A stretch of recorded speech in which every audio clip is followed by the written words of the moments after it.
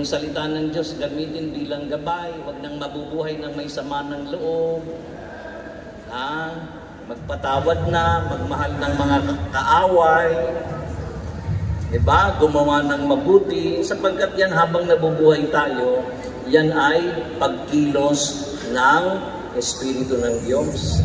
Kasi yung lahat ng salita na napapakinggan natin sa salita ng Diyos, nagtataglay ng kanyang Espiritu, kaya kung ito'y tatanggapin mo ng may pananalig at pananampalataya sa buhay mo, mangyayari ang ayon sa kalooban ng Diyos.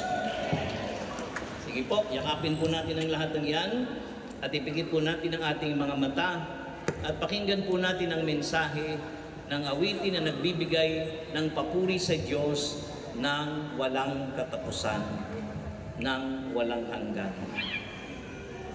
Amen.